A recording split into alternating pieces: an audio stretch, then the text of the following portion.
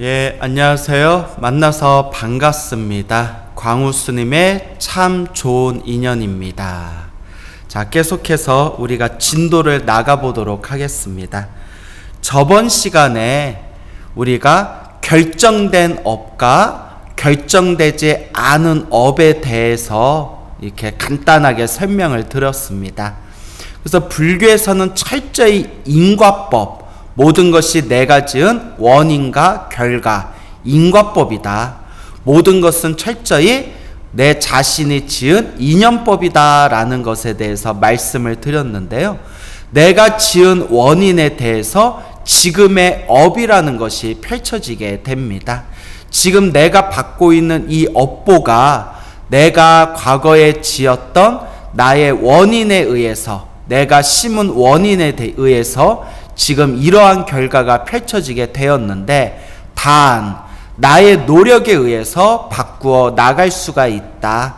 이와 같이 내가 지은 인연법을 또 나의 노력에 의해서 나의 인연을 더 좋은 쪽으로, 더 아름다운 쪽으로 만들어 나갈 수 있다. 이것이 또 불교 수행의 굉장히 중요한 의의이다. 이런 말씀을 아마 드렸던 것 같습니다. 자, 계속해서 한번 진도를 나가보겠습니다. 어떤 업은 중생을 처음에는 즐거우나 나중에는 괴롭게 하고, 어떤 업은 중생을 처음에는 괴로우나 나중에는 즐겁게 하며, 어떤 업은 중생을 처음도 괴롭고 나중도 괴롭게 하고, 어떤 업은 중생을 처음도 즐겁고 나중도 즐겁게 한다. 자신이 지은 업에 의해서 좋고 싫은 모든 변화무쌍한 그런 인연법들이 펼쳐지게 됩니다. 그래서 이런 부분들을 뒷부분에서 이제 자세히 배우시게 될 겁니다. 어떤 업은 중생을 가난하면서도 보시하기를 좋아하게 하고, 어떤 업은 중생을 부자면서도 아끼고 탐내게 하며, 어떤 업은 중생을 부자면서 잘 보시하게 하고, 어떤 업은 중생을 가난하면서 아끼고 탐하게 한다. 이것도 참 희한하지 않습니까? 어떤 중생은 가난한데도 보시하기를 좋아하는 사람이 있고, 또 어떤 중생의 업은 부자이면서도 아끼고 탐내고 인색한 사람이 있고, 또 어떤 중생은 부자이면서도 보시를 잘하는 사람이 있고, 또 어떤 중생의 업은 가난하면서 더욱더 인색하고 아끼고 욕심내는 그런 중생의 업이 있다고 합니다. 또 이러한 내용들을 이제 업보차별경 뒷부분에서 자세하게 이제 설명을 드리겠습니다. 어떤 업은 중생을 몸은 즐거우나 마음은 즐겁지 않게 하고, 어떤 업은 중생을 마음은 즐거우나 몸은 즐겁지 않게 하며, 어떤 업은 중생을 몸과 마음이 모두 즐겁게 하고, 어떤 업은 중생을 몸과 마음이 모두 즐겁지 않게 한다. 그래서 우리 중생들의 살아가는 모습을 보면 몸은 건강한데 마음이 불안하고 답답한 사람이 있고, 마음은 편안한데 항상 몸의 병고 때문에 몸의 아픔이 느껴지는 사람이 있고, 몸도 마음도 건강하고 편안한 사람들이 있고, 몸도 마음도 항상 병약하고 힘들고 괴롭고 우울한 사람들이 있습니다. 이러한 내 자신이 겪고 있는 몸과 마음의 상태도 내가 지은 업의 인연법이다라는 것을 업보차별경에서는 이야기하고 있습니다. 어떤 업은 중생을 목숨은 다하나 업은 다하지 않게 하고, 어떤 업은 중생을 업은 다하나 목숨은 다하지 않게 하며, 어떤 업은 중생을 업과 목숨이 모두 다하게 하고, 어떤 업은 중생을 업과 목숨이 모두 다하기 전에 온갖 번뇌를 다 끊게 한다 라고 나오네요.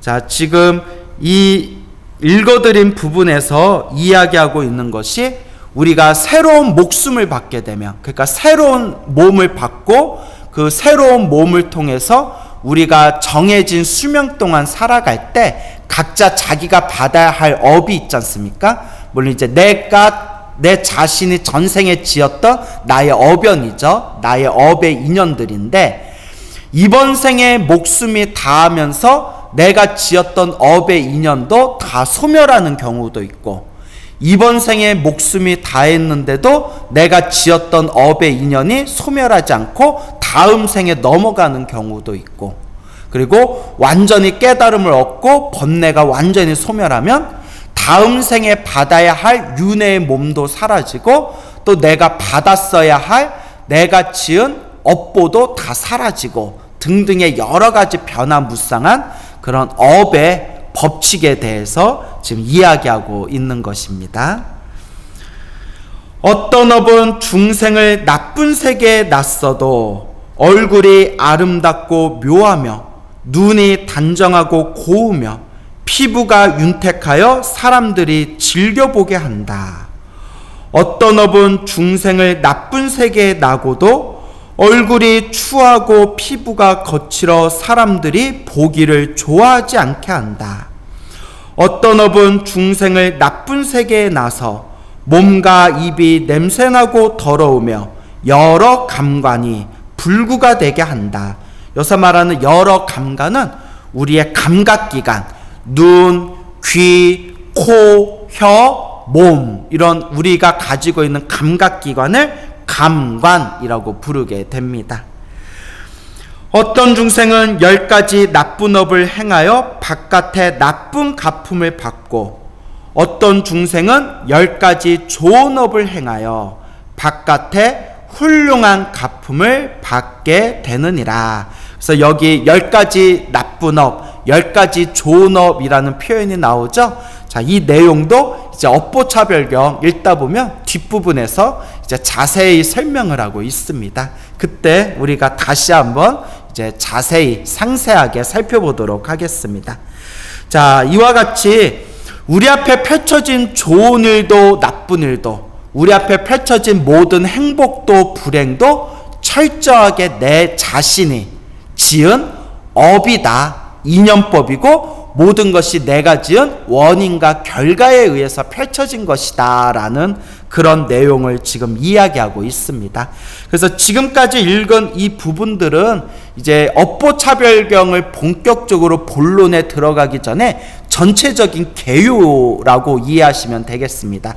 그래서 지금까지 읽었던 이 부분들이 이제 업보차별경에서 한 구절 한 구절 조금 더 자세하게 이제 설명이 나올 겁니다. 그러면 제가 이제 함께 읽어 나가면서 여러분들에게 또 부연 설명을 하면서 그렇게 여러분들이 조금 더 이해할 수 있도록 그렇게 전달을 해 드리겠습니다. 자, 그러면 이제 다시 한번 읽어보겠습니다. 다시 장자야, 만일 중생이 부처님의 탑에 예배하면 10가지 공덕을 얻는다. 부처님의 탑에 예배하면, 자, 탑이라는 표현이 나오죠. 우리가 절에 가면 이렇게 탑이 세워져 있지 않습니까? 근데 원래 경전에서 말하고 있는 원래 탑의 의미는 부처님의 사리를 모셔놓은 곳을 뜻한다고 합니다. 부처님의 사리를 모셔놓은 것을 탑이라고 부른다고 합니다. 근데 지금은 뭐 부처님의 사리를 하나하나 다 구할 수가 없지 않습니까? 그래서 지금은 새로 만드는 탑 안에는 부처님의 사리 대신 부처님의 경전 같은 것을 대신 봉안하거든요. 근데 원래 탑의 의미는 부처님의 사리를 모셔놓은 곳, 혹은 부처님이 열반에 드신 뒤에 부처님의 몸을 화장하고 그 유고를 모셔놓은 것을 탑이라고 부른다라고 원래는 그렇게 지칭을 했다고 합니다. 근데 지금은 부처님의 사리를 모셔놓은 곳을 우리 한국 불교에서는 정멸보궁이라고 하죠. 정멸보궁. 탑에 예배하면 10가지 공덕을 얻는다. 그 10가지 공덕, 이런 부분도 이제 뒤에 자세히 나옵니다. 자, 지금은 업보차별경의 전체적인 그런 내용의 개요가 되겠습니다. 또 비단이나 번기를 보시하여도 10가지 공덕을 얻고, 자, 비단은 여러분들도 다 아시는 걸 거고, 이제 좋은 옷감을 뜻하는 거죠. 좋은 옷감을 이제 보시를 하여도 큰 공덕을 얻게 되고, 번기라고 나오죠. 번기는 깃발을 뜻합니다. 깃발. 그래서 부처님의 도량을 아름답게 혹은 화려하게 혹은 장엄하게 꾸밀 수 있는 그런 큰 깃발을 이제 번이라고 부르게 됩니다. 그래서 지금은 우리나라에는 이제 이 깃발을 세우는 그런 전통이 지금은 끊겼지만, 아직도 티베트 불교에 가면 사찰에서 큰 깃발을 이렇게 이제 세워 놓습니다. 그래서 깃발에다가 부처님의 가르침이나 그런 진언, 다라니 같은 거를 이렇게 이제 적어 놓은 뒤에 이렇게 하늘 높이 깃발을 올려 놓으면 바람이 휘 불지 않습니까? 바람이 불 때 깃발이 펄럭이면서 깃발에 써놓은 그 부처님의 가르침과 그 진언이 바람을 타고 세상에 널리 퍼진다. 그런 이제 어떤 의미를 담고 있다고 합니다. 그래서 우리 한국 불교에서는 이제 사찰에서 큰 깃발을 세우는 그런 문화는 지금은 끊겼지만, 옛적부터 이 번이라고 해서 그런 부처님의 가르침이나 진언을 써놓고 그 부처님의 도량을 장엄하는 이 깃발, 번이라는 것을 그렇게 활용하였다고 합니다. 종이나 요령을 보시하여도 10가지 공덕을 얻으며, 의복을 보시하여도 10가지 공덕을 얻고, 그릇을 보시하여도 10가지 공덕을 얻으며, 음식을 보시하여도 10가지 공덕을 얻고, 신을 보시하여도, 신발을 뜻하는 거겠죠. 신발을 보시하여도 10가지 공덕을 얻으며, 향이나 꽃을 보시하여도 10가지 공덕을 얻고, 등을 보시하여도 10가지 공덕을 얻으며, 또 공경하고 합장하여도 10가지 공덕을 얻는다. 이것이 이른바 세상의 여러 가지 업의 차별 법문을 간단히 말한 것이니라. 그러니까 앞에서 지금까지 이와 같은 그런 모든 행복과 불행, 모든 좋은 일과 나쁜 일, 무언가를 보시해서 얻는 공덕 하나하나까지 다 자기가 지은 업이다라고 말한 이 부분이 지금 업보차별경의 전체적인 내용의 개요가 되겠습니다. 그래서 지금까지 우리가 읽은 부분을 이제 지금부터 조금 더 세밀하게 자세하게 이제 이야기가 펼쳐지게 되겠습니다. 그래서 일단은 부처님께서 세상의 여러 가지 업의 차별 법문, 내가 지은 업보 따라서 여러 가지 변화가 일어나는 각각의 차별의 법문을 이제 간단히 부처님께서 일단 개요를 설하신 것이다. 이렇게 이해하시면 되겠죠. 자, 그래서 지금까지 읽은 이 부분만 보더라도, 우리가 살아가면서 내가 몸과 말과 생각으로 지었던, 몸으로 지은 에너지, 그리고 말로 지은 에너지, 생각으로 지은 에너지가 업이 되게 되고, 그 업은 선업과 악업으로 나누어지게 된다. 그래서 선업을 많이 지으면 그것이 행복으로 돌아오게 되고, 악업을 많이 지으면 그것이 불행으로 돌아오게 된다. 그래서 선업과 악업을 통해서 나의 행복과 불행이 펼쳐지게 되는 것이다. 그럼 우리 불자 여러분들께서는 행복하게 살고 싶으면 어떻게 해야 될까요? 그렇죠. 선업을 많이 지으셔야 됩니다. 행복해지고 싶다면 행복해질 수 있을 만한 원인들을 많이 닦으셔야 됩니다. 그래서 항상 여러분들께 제가 간곡하게 권유드리는 게, 행복해지고 싶다면, 진정한 행복을 얻고 싶다면 항상 복을 짓고 선업을 짓고 공덕을 쌓는 삶을 살아야 된다라고 늘 말씀을 드리는 겁니다. 그러면 구체적으로 우리가 어떤 복을 지어야 될지, 어떤 선업을 지어야 될지, 어떤 공덕을 쌓아야 될지, 그리고 내가 지은 이러한 업이 나에게 어떤 결과로 다가오게 될지, 그것에 대한 구체적이고 상세한 설명서가 바로 이 업보차별경이 되겠습니다. 그래서 업보차별경을 잘 공부해 놓으시면 인과에 대한 믿음이 생기게 되고, 내가 어떤 좋은 업을 지어야 되겠다, 어떠한 바른 업을 지어야 되겠다라는 그런 견해가 생기게 되고, 또한 어떤 업을 지으면 안 되겠구나, 이런 업보를 지으면 안 되겠구나, 이러한 나쁜 짓을 지으면 안 되겠구나라는 그런 바른 사유, 바른 생각을 가질 수가 있게 됩니다. 그래서 이 업보차별경이 내용은 간단한 듯 하지만 불자로서 수행하는 데 있어서, 복과 선업과 공덕을 쌓는 데 있어서 아주 중요한 첫걸음이다라는 것을 우리 불자 여러분들께서 그렇게 항상 마음으로 명심하시고 되새기시길 바랍니다. 자, 그럼 한번 읽어보겠습니다. 부처님께서 이어 수가 장자에게 말씀하셨다. 중생들로 하여금 짧은 목숨의 가품을 받게 하는 10가지 업이 있다. 중생들로 하여금 짧은 목숨은 단명을 뜻하는 거죠. 단명하게 되는 가품은 이제 업보를 뜻하는 겁니다. 업보. 중생들로 하여금 중생들이 단명하는 업보 10가지 업이 있다. 자, 그 10가지 업이 무엇인가 한번 이제 스스로 한번 반성해 보세요. 자, 우리가 단명하는 10가지 업이 무엇이냐? 첫째는 스스로 살생하는 것이다. 살아있는 생명을 죽이는 살생의 업보. 둘째는 남을 시켜 살생하는 것이다. 내가 내 손으로 살생하는 게 아니지만 남을 시켜서 살생하는 것도 살생업보가 된다고 합니다. 셋째는 살생을 칭찬하는 것이다. 내가 스스로 죽인 것도 아니고 남을 시켜서 죽인 것도 아니지만 생명이 죽어가는 걸 보고, 생명이 죽은 걸 보고 잘했다 칭찬하는 것도 살생의 업보가 생기게 된다고 합니다. 이런 거는 여러분 생각 안 해보셨죠?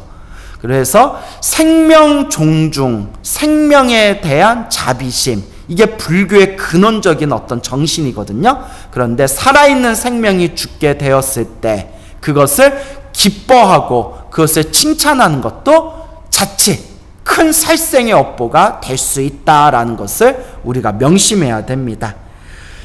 넷째는 살생하는 것을 보고 따라서 기뻐하는 것이다. 이제 셋째하고 비슷한 거죠. 이제 칭찬하는 것이다. 따라서 기뻐하는 것이다.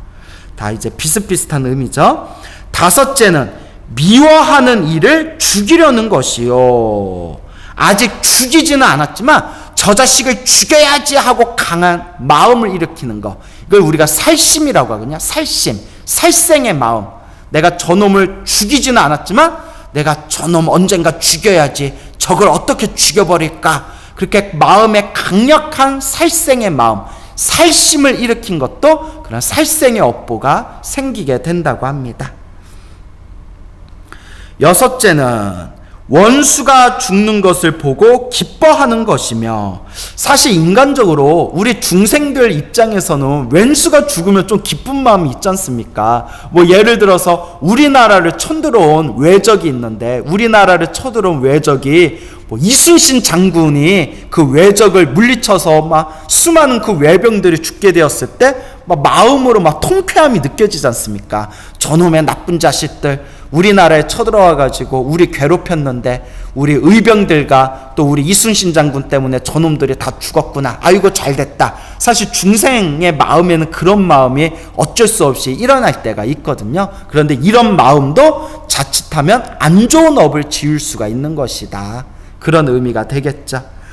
어쨌거나 비록 원수라고 하더라도 누군가가 목숨이 다하여 죽는 것, 그것을 기뻐하거나 칭찬하거나 막 통쾌하게 상쾌하게 여기거나, 하여튼 무언가 생명이 죽는 것에 대해서 좋아하는 마음은 좋은 업이 아니다라는 것이 되겠죠. 그러니까 참 수행하기 힘들어요. 그렇죠, 여러분? 일곱째는 다른 사람을 낙태시키는 것이요. 낙태시키는 것. 8째는 남을 시켜 낙태시키는 것이며, 자, 그래서 낙태도 무서운 살생업보에 들어갑니다, 여러분. 아주 무서운 살생의 업보에 들어갑니다.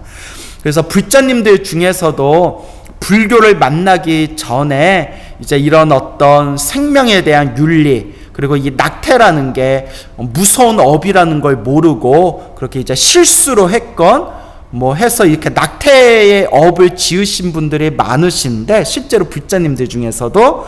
그런데 이 낙태가 사람을 죽인 거와 똑같은 업보가 된다고 합니다. 그래서 경전에 보면 아함경이라든가 아함경 같은 초기 경전이라든가 다른 대승경전에 봐도 낙태를 했는데 죽어서 지옥에 떨어진 그런 내용들이 많이 나옵니다.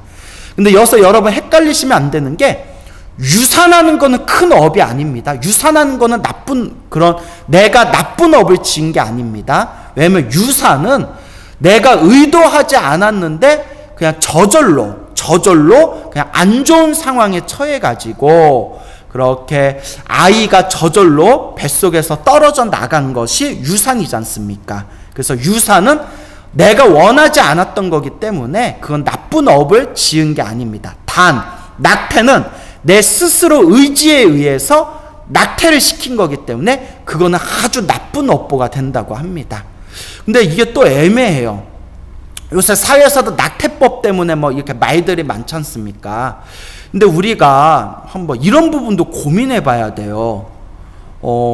일단 새로운 생명이 이제 뱃속에서 자라고 있는데, 그 생명을 내가 억지로 죽였을 때, 낙태를 했을 때, 뱃속에 있는 생명을 죽였을 때, 그것은 분명히 아주 무거운 업보가 되지만, 아주 무거운 업보가 되지만, 원치 않는 임신 같은 경우 있지 않습니까? 예를 들어서 막 폭행을 당해가지고 임신을 했거나, 혹은 요새는 과학기술이 발달하면서 뱃속에 있는 아이가 무슨 기형적인 문제가 있다거나 뭐 그런 좀 말하기가 좀 조심스럽습니다. 그런 어떤 상황에 처했을 때, 이런 상황에서 과연 이 사람들에게 그래도 생명은 소중하니까 무조건 애를 낳아라 라고 현실을 도외시한 채 무조건 애를 낳아라 주장할 수가 있겠는가, 이런 부분에 대해서 요새 현대 윤리적인 그런 토론 같은 게 벌어지고 있거든요. 물론 불교적인 관점에서는 그래도 생명을 죽이면 안 된다라는 입장이지만, 이 현실적으로 살아가고 있는 이 중생들의 삶의 모습에서 봤을 때는 저 같아도 그럴 것 같아요. 제가 만약에 여잔데, 그러니까 비유를 들자면, 근데 내가 길을 가다가 폭행을 당해가지고 뭐 애를 가졌다거나, 뭐 혹은 이렇게 산부인과에 갔는데 애가 이렇게 상당히 몸에 문제가 많습니다라고 그런 이야기를 들었을 때, 그 나보고 어떡할 거냐라고 하면 정말 어려운 문제죠. 그래서 물론 이제 스님인 불교적인 입장에서 보면 차마 제 입으로는 떼라라고 말은 못하겠죠. 하지만 또 이 현실에서 살고 있는 중생들의 입장에서 봤을 때는 무조건 낳아서 키워야지, 또 이렇게 무책임하게 내 애가 아니라고 무책임하게 또 말할 수 있는가. 그래서 참 저도 스님으로서 말이 조심스럽습니다, 이런 부분들이. 그래서 다만 낳고 안 낳고는 본인의 몫이지 않습니까? 또 실제로 지금 주변에서 알게 모르게 낙태하신 분들도 의외로 많고, 다만 이런 말씀을 드리고 싶어요. 그냥 낳아서 키우면 다행이고, 혹 불교를 만나기 전에 지웠건 불교를 만나고 난 뒤에 지웠건, 만약에 내가 낙태를 한 어떤 그런 경험이 있었다면 간절하게 참회 기도를 많이 하셔야 됩니다. 간절하게 참회 기도를 많이 하셔야 돼요. 낙태도 분명히 아주 무서운 살생의 업보이기 때문에, 혹시 알게 모르게 우리가 인생을 살아오면서 내가 지었던 수많은 그런 업보의 흐름 속에서 또 이 낙태라는 경험은 굉장히 내가 일부러 살생의 마음을 내서 생명을 떨어뜨린 거거든요. 이거는 아주 강력한 살생의 업보가 된다고 경전에서도 이야기하고 있고 수많은 논서에서도 이야기하고 있습니다. 그러면 어떻게 해야 될까요? 간절하게 참회를 하셔야 됩니다. 내가 지은 업보를 간절하게 참회를 하시고 간절하게 염불 하시고 간절하게 기도하면서 혹시 나와 인연이 있었는데 내가 지웠던 그 애기 영가들이, 그 아기 영가들이 부디 좋은 곳으로 가게 해주십시오. 부처님, 제가 잘못했습니다. 제가 지은 업을 참회하오니 부처님께 염불하고 기도한 공덕으로 제가 지웠던 아기 영가가 좋은 곳으로 가게 해주십시오 라고 간절하게 기도를 하셔야 됩니다. 참 이 낙태라는 부분이 참 이게 조심스러운 말이라서 저도 이렇게 참 말하기가 굉장히 이제 지금 굉장히 조심스럽거든요. 하여튼 낙태 경험이 없으시다면 다행이시고, 혹시 이 영상을 보고 계시는 우리 불자님들 중에서 스님 저는 솔직히 뭐 철없던 시절에 낙태 경험이 있습니다 라는 분들은 과거는 이미 지나갔으니까 지금 이 순간 참회하는 마음으로 간절히 염불하면서 나와 인연 있는 영가들, 그리고 내가 지웠던 그 아기 영가들이 좋은 곳에 왕생할 수 있도록, 태어날 수 있도록, 천도될 수 있도록 간절하게 그렇게 기도하시길 바랍니다.